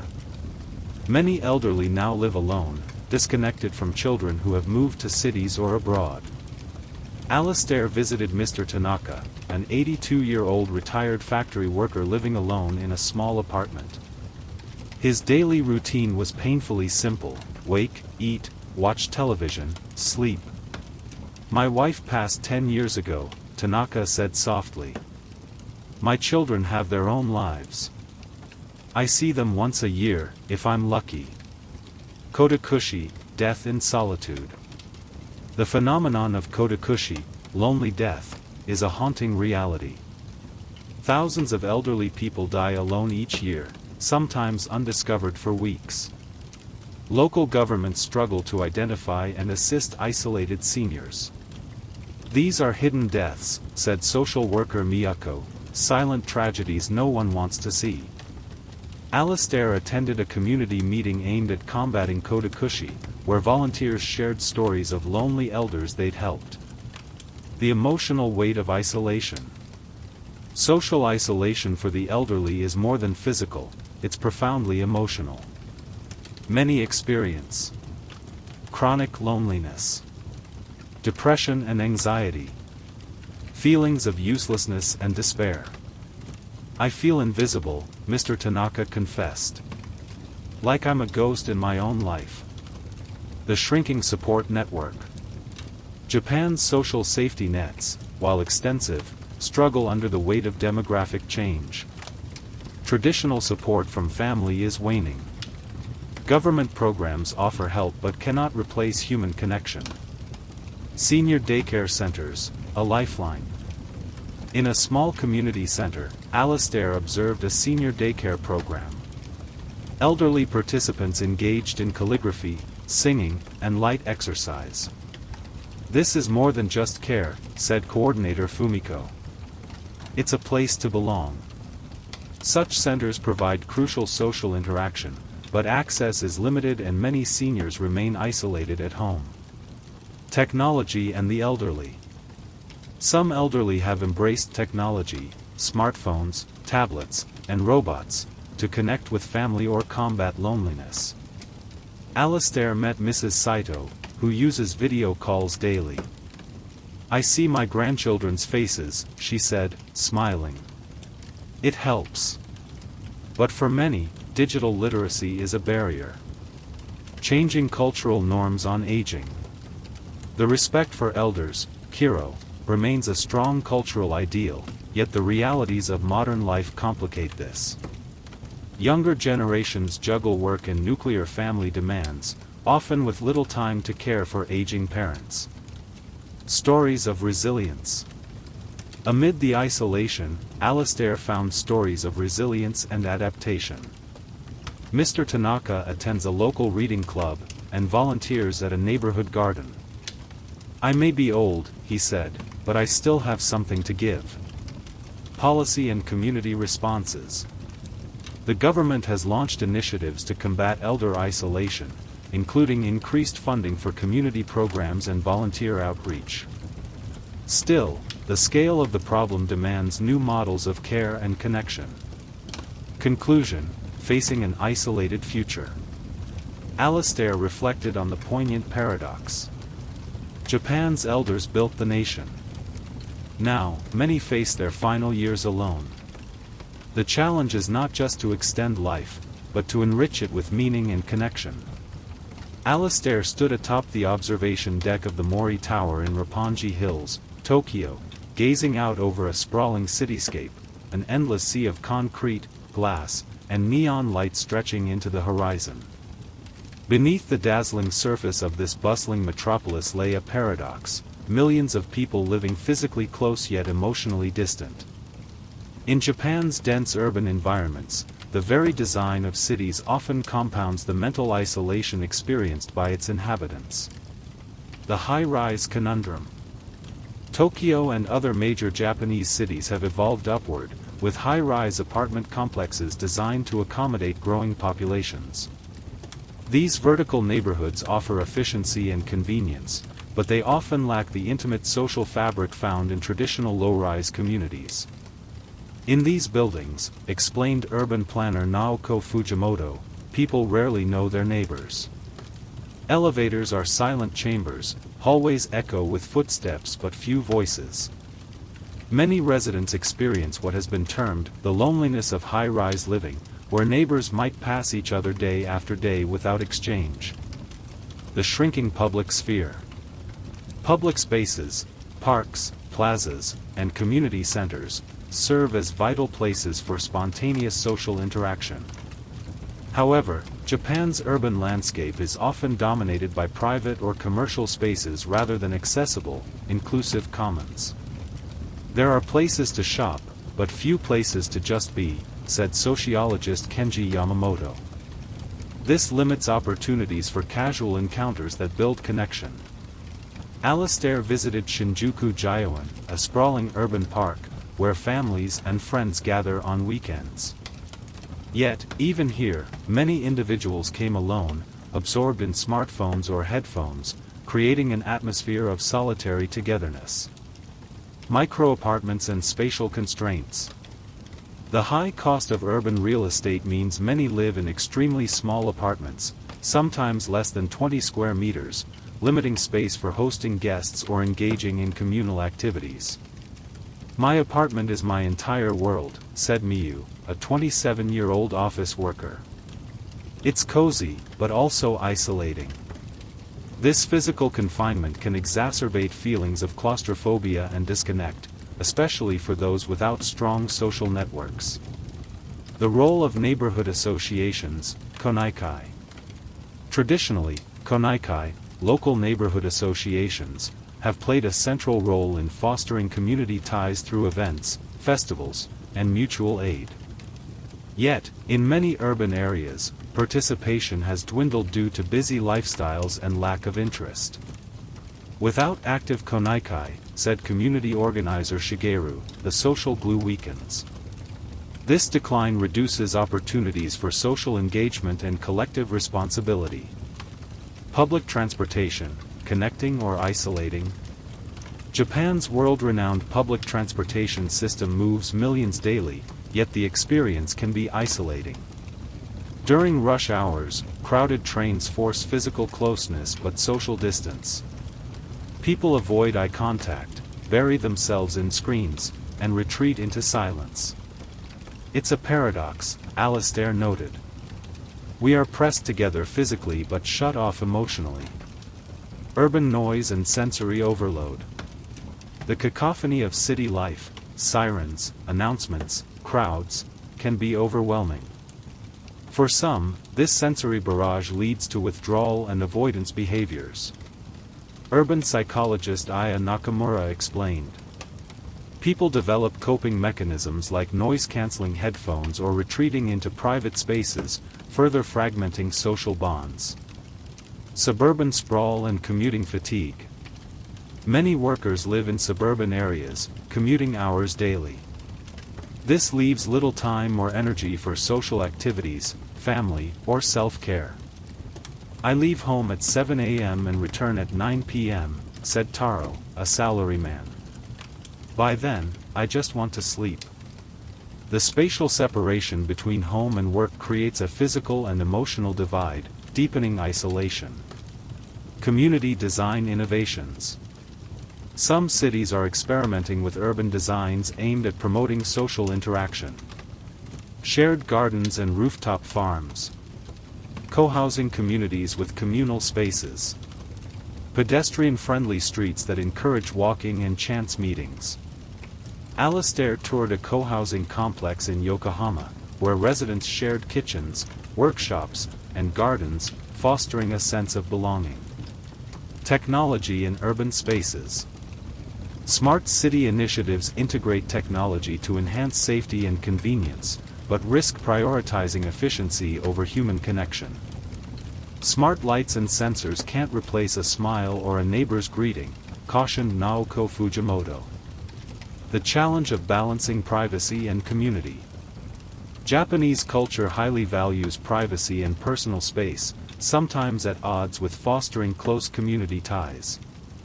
"The key," said sociologist Kenji Yamamoto, "is finding a balance that respects individual boundaries while encouraging connection." Closing reflection.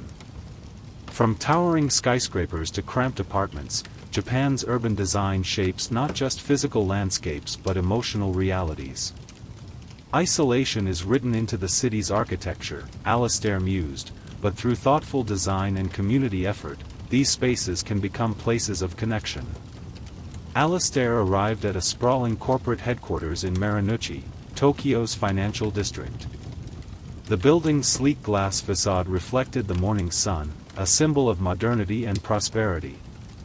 Inside, thousands of employees sat in orderly rows of desks, typing away in near silence. Yet beneath this polished exterior, the human cost of Japan's intense work culture simmered quietly, a potent mix of pressure, isolation, and emotional exhaustion. The salaryman's unseen burden. The archetype of the Japanese salaryman, salaryman, embodies dedication, loyalty, and sacrifice. From early adulthood, men enter a workforce demanding long hours, relentless productivity, and unwavering commitment. "Work is life," said Shinji, a 42-year-old mid-level manager. "I rarely see my family. But I cannot complain." This ethos comes with grave consequences. The expectation to endure without complaint fosters emotional repression and alienation. Karoshi, death by overwork. Japan coined the term karoshi in the 1980s to describe fatal consequences of extreme overwork, including heart attacks, strokes, and suicide. In 2019, over 200 deaths were officially recognized as karoshi cases, though the real number is suspected to be higher. Alastair met Aya, whose husband died of karoshi at age 38. "He came home exhausted every night," she recalled. "But he never said it was too much." The culture of after-hours socializing, namakai. After work, salarymen often participate in namakai, drinking parties with colleagues, intended to foster camaraderie but frequently extending work hours and stress. For some, these gatherings provide brief relief; for others, they deepen exhaustion and blur boundaries between work and personal life. Emotional suppression and mental health. Employees are expected to mask emotions, avoid conflict, and maintain harmony, leaving little room for expressing stress or dissatisfaction. "I smile even when I'm overwhelmed," said Yusuke, a junior employee. "If I complain, I'll be seen as weak." This repression contributes to high rates of depression, anxiety, and burnout. Gender dynamics in the workplace. While the salaryman ideal primarily affects men, women face their own challenges. Female employees often encounter the M curve, a pattern where women leave the workforce during child-rearing years due to lack of support. Many face harassment and limited advancement, compounding stress and isolation. Changing work norms. Japan has recently enacted policies to reduce overtime and promote work-life balance, including Premium Fridays and telework initiatives. However, ingrained cultural expectations and corporate resistance slow progress. The lonely freelancer and non-regular workers. A growing segment of Japan's workforce includes freelancers, part-time, and contract workers who often lack job security and social support. Alistair interviewed Megumi, a 29-year-old freelance writer. "I have freedom, but also loneliness," she said. "No co-workers, no routine, no belonging." Their isolation differs from salarymen but is no less profound. Corporate mental health programs. Some companies have introduced counseling services, stress management seminars, and mindfulness programs. Yet stigma remains a barrier to utilization. Work as identity and isolation. For many Japanese workers, employment defines identity and social status. Loss of a job or retirement can lead to profound disconnection. Closing reflection. Alistair's concluding thought lingered. Japan's work culture demands endurance but offers little emotional refuge. To heal, it must recognize the human behind the worker. Under the neon glow of Tokyo's bustling streets, a quiet revolution is underway. Across cafes, social media feeds, and community centers, a new generation of activists, advocates, and everyday citizens is challenging Japan's long-standing silence around mental health and emotional isolation.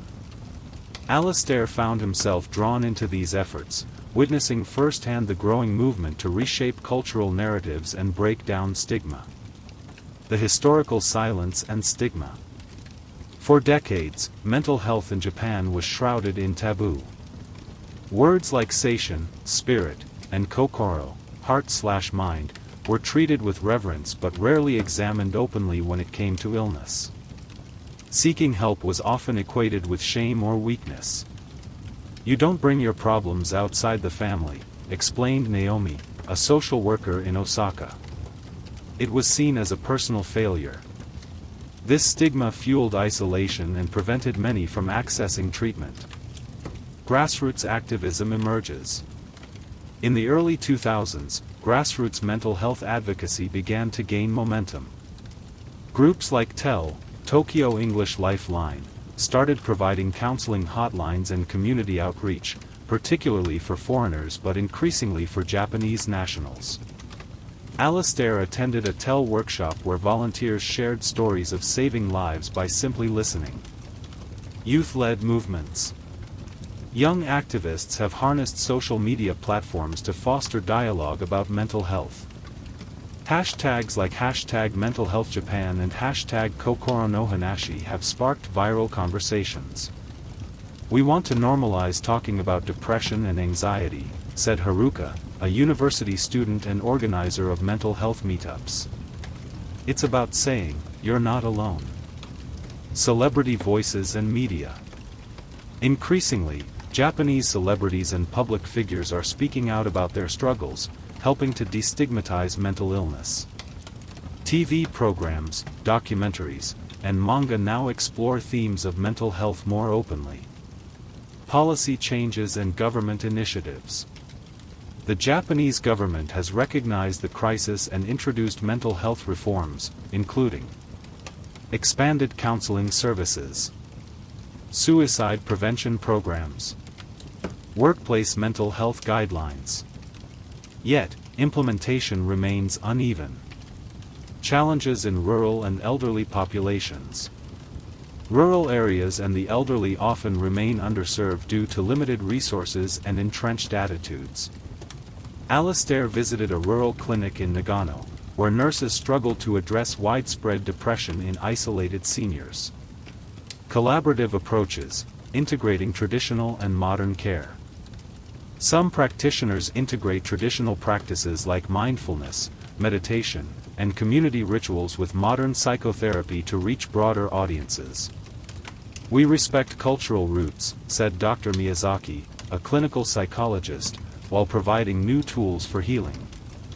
Online support and telepsychiatry. Technology expands access, with telepsychiatry and online counseling growing rapidly, especially post-pandemic. While promising, digital divides persist. Barriers and backlash. Despite progress, resistance remains. Conservative groups oppose changes perceived as undermining social harmony. Some fear over-medicalization of everyday distress.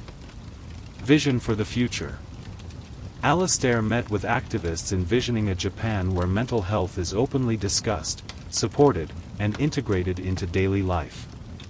"It's about reclaiming our kokoro," said Haruka. "A society where silence no longer equals suffering." Conclusion: the dawn of awareness. Japan's mental health movement is young but vibrant, a beacon of hope breaking through decades of silence. Change is slow, Alastair reflected, but the voices growing louder promise a future where no one suffers alone. Amid Japan's cultural tapestry lies a powerful, often overlooked thread: the arts. Alastair discovered that art, literature, music, and performance have long served as vital channels for expressing what words alone cannot capture: the silent depths of loneliness, longing, and the human need for connection. In a society where mental isolation persists, creative expression emerges not just as escape but as a bridge toward empathy and understanding. The tradition of emotional expression in Japanese art. Japan's rich artistic heritage, from haiku poetry to ukiyo-e woodblock prints, frequently explores themes of impermanence, mujo, sadness, and solitude. The cherry blossom's brief life is a metaphor for the fleeting nature of existence, explained art historian Keiko Tanaka. This aesthetic reflects deep cultural engagement with transient emotions. These forms allow subtle articulation of internal states, often encoded in symbolism and suggestion. Literature as a mirror of isolation. Japanese literature, from classics like The Tale of Genji to modern novels, delves deeply into human psyche and social alienation. Alastair read works by authors such as Haruki Murakami, whose stories frequently portray isolated characters navigating surreal landscapes. Murakami captures the quiet desperation of contemporary Japan, said literary critic Mitsuo Sato. His protagonists embody emotional disconnection. Manga and anime, voices of a new generation. Manga and anime have become powerful media for exploring mental health and loneliness, resonating especially with youth. Series like Welcome to the NHK and March Comes In Like a Lion tackle hikikomori, depression, and social anxiety with nuance. Alastair spoke with Yuki, a manga artist who uses her work to address stigma. "Drawing is how I process my feelings," she said. "I want readers to feel less alone." Music and performance. Music, from traditional enka ballads to contemporary J-pop and underground scenes, provides emotional catharsis. Live performances create communal spaces where listeners connect through shared experience. Art therapy and community projects. Some mental health initiatives incorporate art therapy, encouraging individuals to express emotions non-verbally. In a community center in Kobe, Alastair observed workshops where participants painted, sculpted, and shared stories. "Art opens doors when words fail," said therapist Naomi Ishikawa. Challenges: commercialization and accessibility. Despite art's potential, economic pressures and cultural stigma sometimes limit access and creative freedom. Emerging artists often struggle to find platforms to discuss mental health openly. The future of artistic expression. New digital platforms enable artists to reach wider audiences and build supportive communities. Collaborations between artists, therapists, and activists are fostering innovative approaches to healing and awareness. closing reflection. Alastair concluded. In Japan's silence, art speaks volumes, revealing the hidden wounds and the enduring human spirit striving to be heard. As the sun set behind the skyscrapers of Tokyo, casting long shadows across the city, Alastair reflected on the vast, complex web of silence and solitude he had traversed throughout Japan. From ancient rituals to neon-lit streets, from high-rise apartments to rural villages, the mental isolation that shadows Japanese society was pervasive but not immutable. The future, he realized, held possibilities for connection, healing, and transformation. Seeds of change in society. Across Japan, subtle yet powerful shifts are taking root. Government initiatives, grassroots movements, and changing social attitudes are slowly eroding the long-standing stigma around mental health and isolation. "We are beginning to talk," said Haruka, a youth activist Alastair had met earlier. And talking is the first step to healing. These conversations stretch beyond words, they transform into action, empathy, and solidarity. Reimagining community. New models of community are emerging, blending tradition and innovation. Co-housing arrangements foster daily interaction. Community gardens reconnect people with nature and neighbors. Intergenerational programs bridge the gap between youth and elderly. Alastair visited a community center in Fukuoka where children and seniors shared stories, laughter, and tea. Education reform, embracing emotional intelligence. A growing consensus calls for integrating emotional education into schools, teaching children to recognize, express, and manage their feelings. This will prepare the next generation not only to succeed academically but to live emotionally healthy lives, said educator Masako Taniguchi. Pilot programs across Japan show promising results. Technology with a human face. Technological advances are being harnessed thoughtfully to connect rather than isolate. AI companions are designed to supplement human contact, not replace it. Telehealth and digital counseling increase access to mental health care, especially in rural areas. Workplace transformation.